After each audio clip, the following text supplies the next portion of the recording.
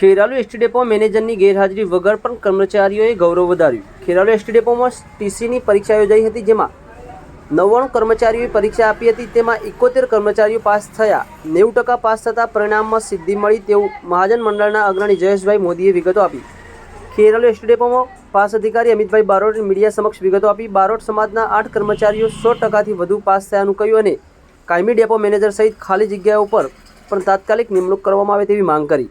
Kheralu ST depot ખાતે ATI ઓફિસમાં કિંમતી રેકર્ડ સામગ્રી પડી રહે છે, પરંતુ દરવાજો રિપેર કરવાની તસદી લેવામાં આવતી નથી, તેમજ પાસ ઓફિસમાં પણ કોમ્પ્યુટર સહિતની સામગ્રી હોવા છતાં સ્ટાફ કાર્યરત છે, પરંતુ આ દરવાજો પણ આજ તૂટે કે કાલ તેવી ચર્ચાઓ જોવા મળી રહી છે। મહેસાણા એસટી વિભાગ દ્વારા ખેરાલુ ડેપો પ્રત્યેની ભરતી સહિત મેન્ટેનન્સ તાત્કાલિક અસરથી કરવામાં આવે તેવી કર્મચારીઓમાં માંગ ઉઠી છે। Online TV news Farooq Memon, Kheralu. Barot Amit Kumar Hasmukhlal. અમિતભાઈ, ખેરાલુ ડેપોની હાલ શું સ્થિતિ છે અને ટીસીની જે એક્ઝામ થઈ એમાં શું કહેશો? ટીસીની એક્ઝામમાં રિઝલ્ટ ખેરાલુ ડેપોનું સારું એવું મળવા પામ્યું છે।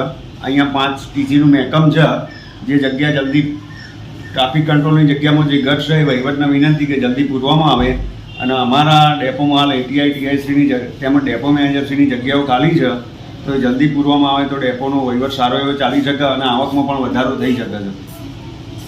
શું નામ આપનું? મારું નામ મોદી જયેશ કુમાર ડાયાલાલ। જયેશભાઈ, ખેરાલુ ડેપોમાંથી ટીસી માટે એક્ઝામમાં કેટલા લોકો ગયા હતા અને શું રિઝલ્ટ આવ્યું? 99 જેટલા ખેરાલુ ડેપોમાંથી ટીસીની પરીક્ષામાં કંડક્ટરો ગયેલા, જેમાં 71 લોકો ટીસીની પરીક્ષામાં પાસ થયેલા છે। એ લોકોના ખૂબ ખૂબ મજૂર મહાજન યુનિયન તરફથી અભિનંદન આપવામાં આવું છું।